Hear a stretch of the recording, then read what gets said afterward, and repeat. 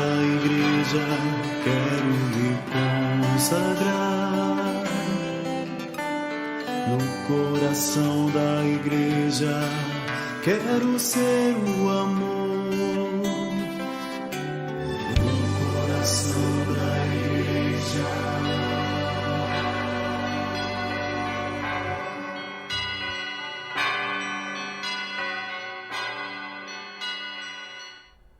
Olá, amados irmãos e irmãs, estamos aqui com a graça de Deus mais uma vez para o nosso estudo do Catecismo. Só lembrando vocês que nós estamos na segunda parte do Catecismo, recomeçamos com a segunda parte, e na segunda parte estamos na sexta aula. Então, lembrar você que está chegando, começando o Catecismo, né, Adilton? Lembrar você que a gente tem mais de 50 aulas da parte assim chamada dogmática, mais dogmática, ou a parte do credo. A gente fez um estudo que é a primeira parte, a mais longa do catecismo, estudando sobre o credo apostólico, né? Os 12 artigos do credo, a gente falou bastante sobre isso em 54 aulas ou 55, né, Adilton? Por aí. Então tem a playlist ali, se você não viu, e quiser fazer essa experiência de ir lá na primeira, né, e ler o catecismo.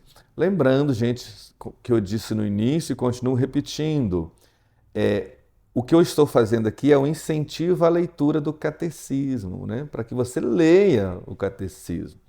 Talvez o que eu diga não te ajuda, né? Às vezes eu dou alguns exemplos aqui, às vezes em vez de ajudar atrapalha. Leia o catecismo, né? Eu nem sempre eu leio todos os números, né? Mas você leia, né? Fica como tarefa sempre de ler. Hoje, por exemplo, a gente vai continuar nesse tema da celebração, né? A gente tinha visto, acho que quem celebra, se não me engano, na passada, como celebrar, aliás. Hoje é quando celebrar. Tem a ver com o tempo litúrgico, tá bom? Mas, para começar, vamos pedir as luzes e a graça do Espírito Santo, que possa nos inspirar e nos ajudar a compreender, né, e a crescer na fé. Em nome do Pai, do Filho e do Espírito Santo. Amém. Ó vinde, Espírito Criador, as nossas almas visitai, e enchei os nossos corações com vossos dons celestiais. Vós sois chamado intercessor do Deus excelso, dom sem par, a fonte viva, o fogo, o amor, a unção divina e salutar. Sois o doador dos 7 dons e sois poder na mão do Pai. Por ele prometido a nós, por nós seus feitos proclamais. A nossa mente iluminai, os corações encheis de amor. Nossa fraqueza encorajai, qual força eterna e protetor. Nosso inimigo repeli e concedei-nos vossa paz. Se pela graça nos guiais, o mal deixamos para trás. Ao Pai e ao Filho Salvador, por vós possamos conhecer que procedeis do seu amor, fazei-nos sempre firmes crer. Glória ao Pai, ao Filho e ao Espírito Santo, como era no princípio, agora e sempre. Amém. Muito bem, queridos amados irmãos, nós então estamos no número do catecismo, né? O número 1163.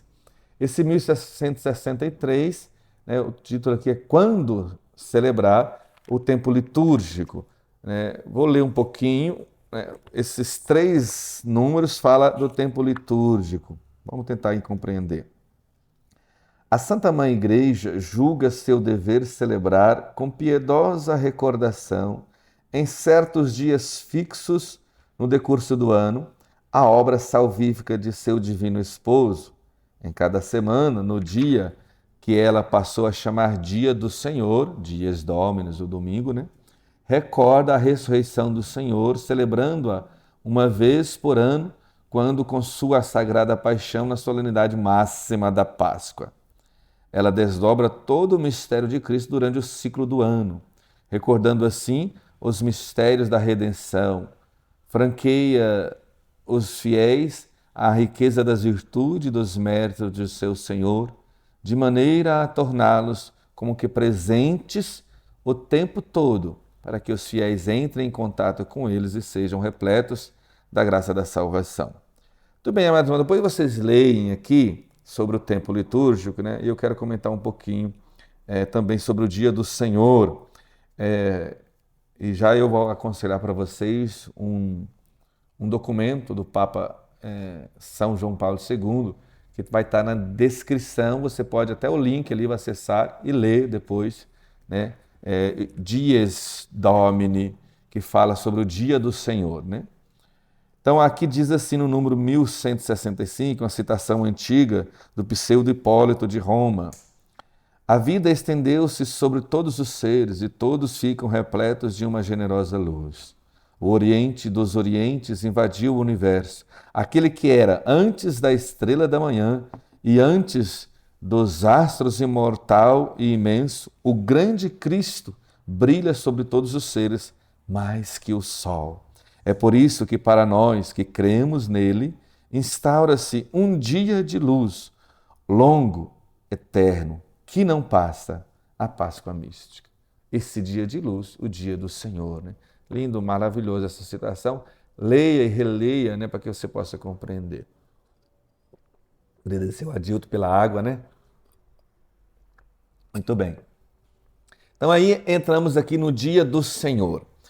No dia do Senhor, então agora eu queria pedir licença para você. Você pode ler esses, são 2 números. Você pode ler na sua casa. Eu queria parar um pouquinho e eu estudei um pouquinho algumas citações do Papa João Paulo II sobre os dias do Senhor, o domingo, que está nessa Carta Apostólica de 1998, não é isso, né, Adilton? Que está na descrição do link, você pode até, tá ali o site, né, da Santa Sé, que está todos os documentos, você acessa ali e já vai entrar no site para você, se você quiser ler. Depois você pode adquirir também, comprar aí pela internet ou em alguma livraria católica. O nome do documento é Dies Domini, o dia do Senhor, né? A importância, ele vai falar aqui da importância do domingo, né? O domingo para nós, né? Vai dizer lá o Papa João Paulo II, o domingo para nós, com as palavras dele, é claro, não é como um outro dia qualquer. Isso já é uma coisa importante. Não é como um feriado qualquer, né? É a nossa Páscoa semanal, né? Existe a Páscoa anual, aquela que a gente celebra no Tríduo Pascal, do Lava-Pés, e da instituição da Eucaristia, né? Na Sexta-feira Santa, a crucificação, né? A adoração da Santa Cruz e a grande vigília pascal. Isso é o Tríduo Pascal, nossa Páscoa anual. É dali que brota todo o tempo pascal, assim por dizer, né? E existe a nossa Páscoa semanal, que é, né, parte do domingo, o dia do Senhor. A gente vai ver isso aqui, por que o domingo, por que o dia do Senhor. Vamos então, algumas citações que eu quero, do Papa João Paulo II, nesse documento Dies Domini. Você pode ler o documento todinho, é maravilhoso. Ele começa falando da criação, né? E assim por diante. Então tem uma citação lá que o Papa coloca, falando do domingo, dos mártires de Abitine, na África, que estão sendo acusados, né, do início do milênio, início da era cristã. No norte da África teve muita perseguição, né, tal, muitos mártires. E então eles dão um testemunho sobre o dia do Senhor, porque eles estavam acusando eles de ir celebrar no domingo, né, essa festa dos cristãos no primeiro dia, e eles dizem, sim, nós fomos, né, e com palavras incisivas falando da importância do domingo. Então olha só, e eles foram mortos por causa disso, né? Muitos outros, por causa da Páscoa do Senhor, o dia do Senhor. Olha só o que diz esses mártires, que está lá nas atas, né, dos mártires de Abitino, que o Papa João Paulo II cita, né? Então o acusador acusa eles e tal, de tudo isso, eles respondem: é sem temor algum que nós celebramos a ceia do Senhor, porque não podemos deixá-la, é nossa lei. Não podemos viver sem a ceia do Senhor, sem a Eucaristia. Que coisa, né? Não podemos viver sem a ceia do Senhor. Continua. A um dos mártires confessou, Sim, fui à assembleia, celebrei a ceia do Senhor com os meus irmãos, porque sou cristã. É uma moça, sou cristã. E aí morre por causa disso, porque eles estavam sendo acusados disso, e eles não negam, né? Sim, fomos, e foram mortos por causa disso, né? Então, alguma outra tradução vai dizer assim: sem o domingo do Senhor, sem o dia do Senhor, não podemos viver. Não podemos viver sem o domingo, sem o dia do Senhor. É que esses mártires nos testemunham, né? Coisa maravilhosa. Está vendo a importância do domingo? Está vendo, gente? Por isso que no domingo é feriado, não é primeira-feira, né? Na semana de trabalho nossa começa com segundo dia, segunda-feira. Porque no domingo é feriado para quê? Para que o católico o cristão possa celebrar a Páscoa do Senhor semanal. Então, não existe nada mais importante que um católico tenha que fazer que não seja a missa. Vou falar melhor ainda essa frase, melhorar essa frase. A missa é a coisa mais importante que um católico pode fazer no domingo. Até mais do que a alimentação. Não existe alimento mais importante que a ceia do Senhor. Não existe nada que possa substituir a ceia do Senhor. Por isso, se você tem que trocar, fazer escolha a missa. Se você é católico, o católico escolhe sempre a missa. É tão importante esse dia que a igreja, liturgicamente, engrandeceu esse dia, aumentou ele. Ele começa no sábado à tarde. E as celebrações do sábado à tarde e à noite, na véspera do domingo, já são domingo. Então, quem vai, para a pessoa não perder a missa, a igreja fez isso. Então, quem não pode ir num domingo de jeito nenhum, vai no sábado, está valendo a mesma coisa. Cumpriu o preceito. Embora os mártires estão testemunhando, eles não estão cumprindo o preceito, eles estão cumprindo amor. Eles dizem, nós não podemos viver sem isso. Gente, que testemunho, que coisa maravilhosa, né? Vamos continuar aqui. Eu estou falando isso aqui, tudo isso com outras palavras está nesse documento, Dies Domini. Porque dar essa importância ao tempo, né? Agora a gente vai entrar sobre isso, esse tempo, né? Esse dia, o tempo é um dia, né? Porque Deus entra no tempo para nos salvar. Por que a igreja dá... Então, os tempos litúrgicos, né? Tem o dia do Senhor, mas dentro dessa Páscoa existem os tempos, porque o Senhor entrou no tempo. O eterno entra no tempo, diz Santo Agostinho. A semana para nós, né? O que quer dizer a semana para nós? Por que a semana é 7 dias e, sei lá, não podia ser 8, 10 dias, né? Mas por que é 7 dias começa de novo? Por causa da criação. É o que o documento vai nos fazer essa referência, né? A semana é a semana da criação, lembra? Deus cria o mundo para levá-lo a um repouso. Deus criou tudo que existe em 5 dias. No 6º dia, todas as criaturas ele criou em 5 dias. No 6º dia, ele cria o ser humano, o homem, sua imagem e semelhança. E no 7º dia ele descansa, ele repousa, né? Então a gente pode dizer, a semana, Deus vai criando durante a semana para levá-la, essa criação, toda criatura e toda criação, a um repouso. Esse é um repouso, então para a gente entender, o que é esse repouso? Não é só um descansar, um relaxar, agora eu estou descansando. Não, não é isso o repouso de Deus. É um repouso escatológico, um repouso por vir. Esse domingo, esse 7º dia lá no Antigo Testamento, é um repouso escatológico, quer dizer, o que está por vir, o grande dia, né? É a paz, estar em paz, a paz eterna, né, que teremos no céu. É isso que a gente já experimenta aqui no domingo, está entendendo? Por isso a importância do domingo, né? Deus, então, fez recordar, né, o sábado. Antes era sábado. A gente vai tentar daqui a pouco ver. Lá no livro do Papa, ele vai dizer o porquê da gente transformar o sábado para domingo e assim por diante, né? Essa transição. Por que da transição do sábado para o domingo? O Papa vai dizer, João Paulo II vai dizer mais ou menos assim, né? Ele cita lá São Gregório Magno. Nós consideramos como verdadeiro sábado, preste bastante atenção, para nós cristãos, o que é o sábado? Vai transformar o sábado de um dia de repouso em outra coisa. É isso que a gente precisa entender, que é a teologia profunda de São Gregório Magno. Então, nós, católicos, cristãos, consideramos como verdadeiro sábado a pessoa de nosso Redentor, nosso Senhor Jesus Cristo.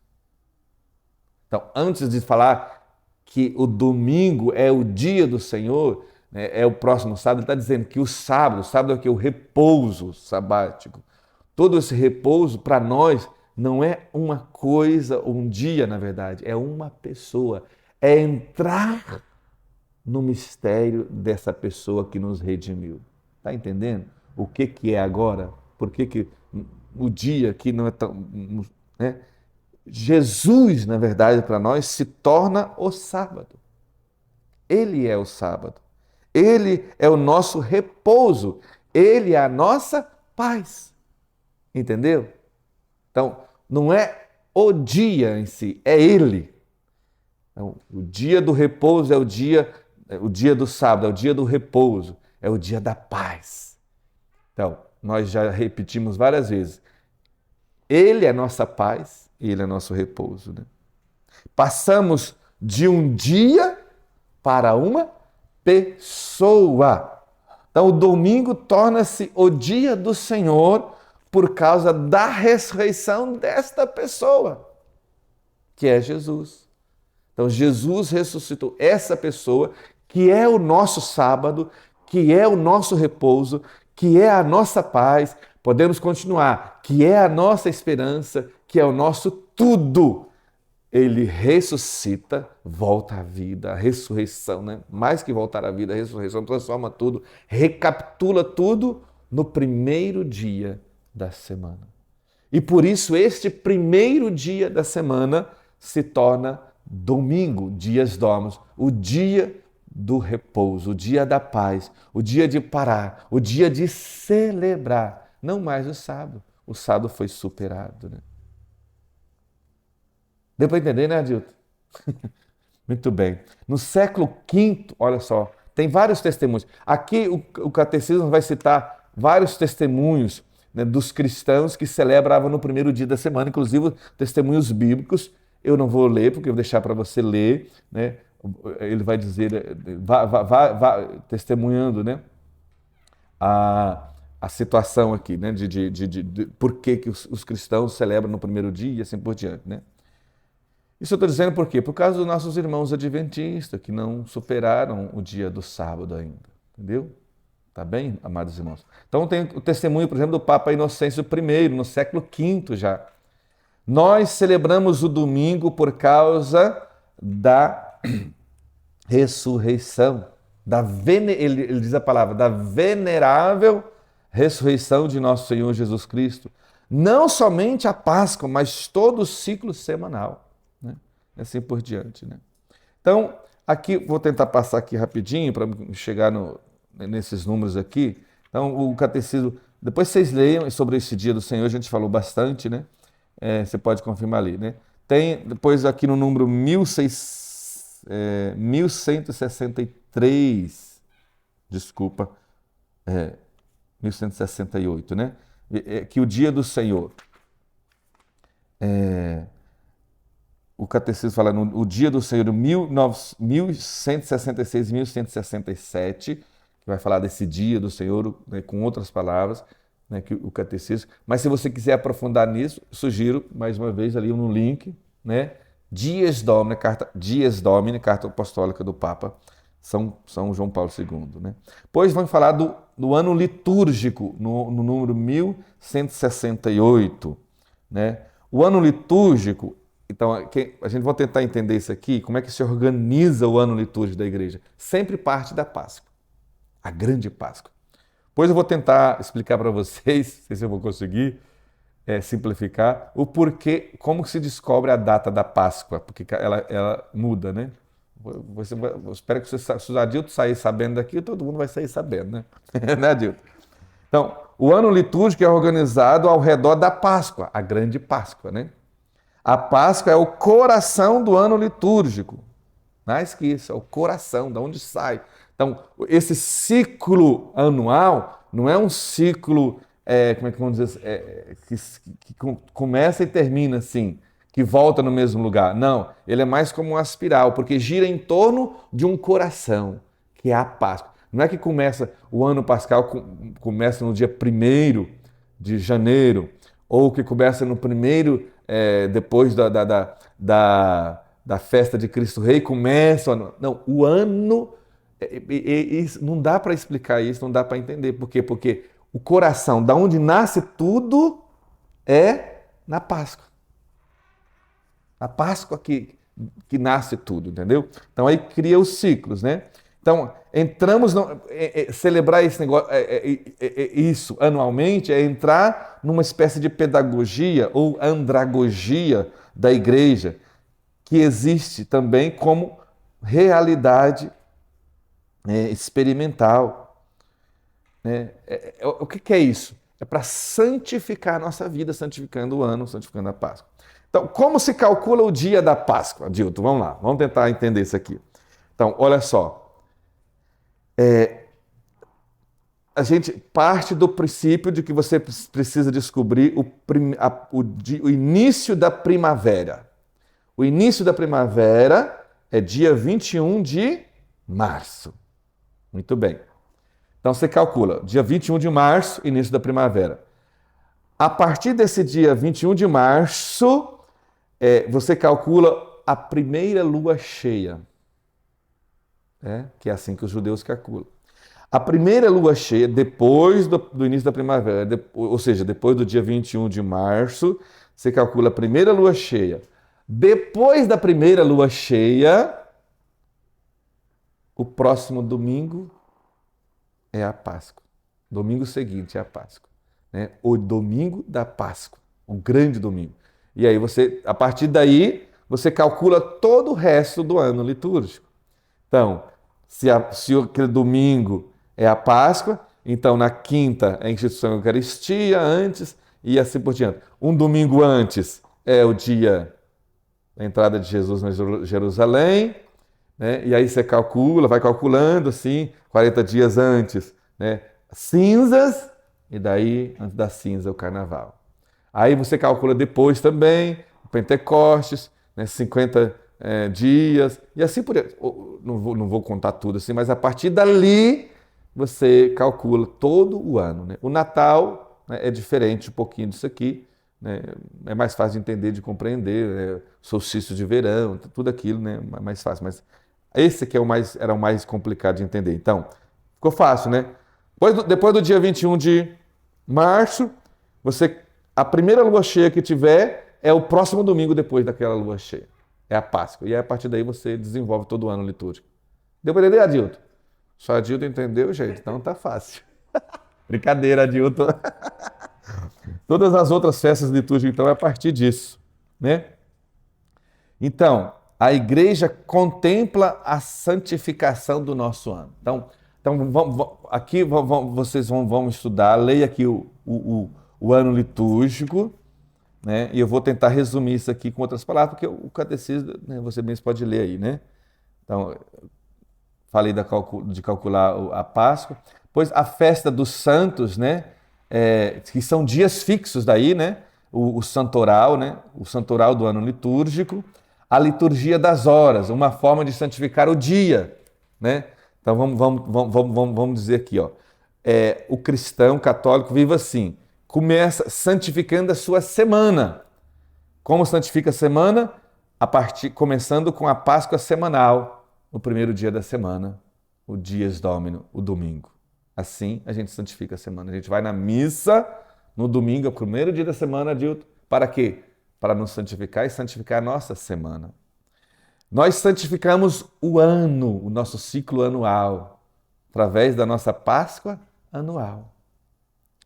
E o cristão católico vive também santificando o seu dia através da sua Páscoa diária, que é a liturgia das horas. Então, a cada sol que nasce, nós recordamos o sol nascente que nos veio visitar, o Cristo, né, que ressuscita todos os dias. Por isso, todos os dias precisamos ser santificados, porque o Cristo ressuscita todos os dias. Então, a liturgia das horas é o morrer, as vésperas, o morrer, né, entrar na noite no túmulo com Cristo e ressuscitar com Ele para ser santo. É assim, né? Pois aqui, poucas palavras, né? No número... Já passou o tempo que eu queria, mas podemos continuar mais um pouquinho, né? O espaço sagrado, onde celebrar, né? Fala um pouco do espaço sagrado. Os lugares, não é só o tempo que é sagrado, mas existem lugares sagrados, né? O lugar e os tempos, né? Onde nós celebramos os sacramentos, são lugares e tempos sagrados, né? Isso é importante. Então você pode ler isso aqui, né? Olha só, vou ler aqui um trechinho que acho que é importante. Por exemplo, quando fala do altar, né? O altar da nova aliança e a cruz do Senhor, é número 1188. Então, olha só, o altar é a terra santa verdadeira, gente. Lembro aqui uma coisa que eu já ouvi assim por alto, não lembro onde que eu ouvi, mas, me fugiu o nome, mas de um abade que foi reitor lá do monge no Rio de Janeiro, e quando ele era noviço, ele ganhou uns benfeitores, como monge, você sabe que não pode sair do mosteiro, né? E ele ganhou de um benfeitor uma viagem para a Terra Santa, paga. Ele foi pedir para o superior dele se ele podia ir na Terra Santa. Ele falou, claro que você pode ir. Vem cá, vou te levar. Levou ele lá diante do altar. Está aqui a Terra Santa verdadeira, porque esta é a Terra Santa verdadeira, o altar, né? Isso é importante, só para a gente entender. Fazendo aqui um comparativo, né? O tabernáculo, o sacrário, né? O santo crisma, o óleo do crisma que precisa ser cuidado, né? Assim por diante. Então, assim, vocês leem isso aqui depois com detalhes. Eu vou dizer que a nossa liturgia pós-Vaticano, o que ela dá a importância? Em três, é uma tríade de importância, né?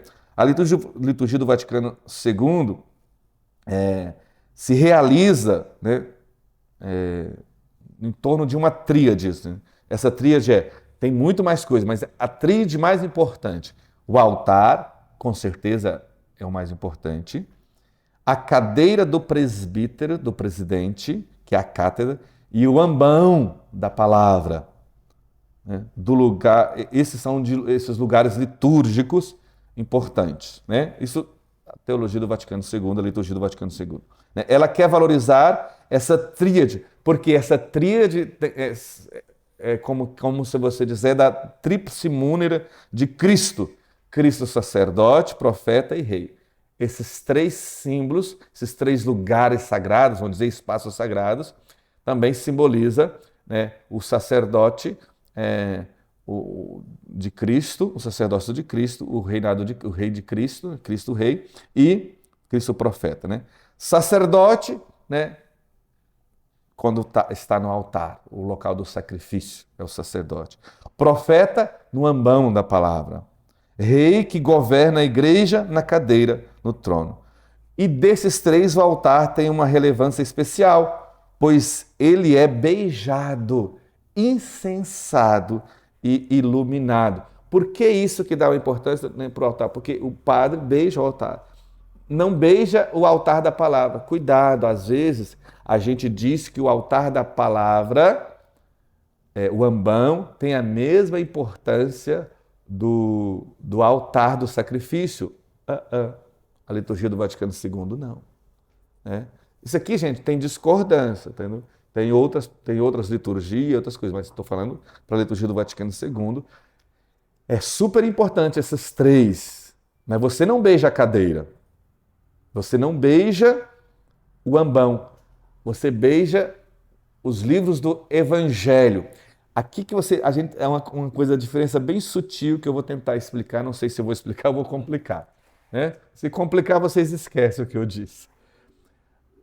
O altar, o ambão, a palavra, tem a importância e ela é beijada enquanto é proclamada. Porque ao beijar o livro dos evangelhos, quando o padre beija, ele não está beijando um livro. Consegue entender isso? Ele está beijando uma pessoa, nosso Senhor Jesus Cristo. Então, não é, eu já falei isso lá na parte dogmática, não é o livro, né? A Bíblia, o livro, que é a palavra de Deus. A palavra de Deus, a Bíblia pode conter. É uma pessoa, Jesus Cristo. Por isso que, quando está sendo proclamado os evangelhos, a palavra, ela tem uma importância ao ser proclamada. Ao ser fechado, ela diminui a importância. Tanto é que você não guarda ela no sacrário. Tem que ter todo o cuidado com ela, claro, respeito à Bíblia. Não vai jogar em qualquer canto. Mas você não guarda no sacrário. Entendeu? A Eucaristia do sacrifício você guarda, porque é Jesus. Ali é Jesus enquanto é proclamado, enquanto é lido, podemos dizer assim, na sua vida. Deu para entender, Adilton? Ah, que bom. Fico com medo de eu explicar essas coisas e confundir vocês. Mas entendeu? Então, o altar da palavra, o ambão, tem essa importância. É Jesus, por isso que não é a madeira ali. É o local da onde se proclama. Enquanto está sendo proclamada, é Jesus. Por isso o padre beija. Incensa, mas não incensa o ambão sozinho, incensa o evangelho. O altar é um pouco diferente. O altar não é aquele móvel que tem ali. É Jesus Cristo que é o nosso altar. Por isso que o padre o beija, beijando o próprio Cristo. Ou, melhor dizendo, a cruz de Cristo. Né? Que aquele local do sacrifício representa o sacrifício. Que é a cruz de Cristo. Ficou bom, né? Então é isso, amados irmãos. Leiam, né? Tá essa parte que eu pulei bastante números aqui. Leia, inclusive o resumo. Na próxima semana a gente vai falar da diversidade litúrgica, né, e a unidade do mistério. Muito obrigado. O Senhor esteja convosco. Ele está no meio de nós. Por intercessão da Virgem Santíssima, abençoe-vos o Deus Todo-Poderoso, Pai, Filho e Espírito Santo. Até a próxima.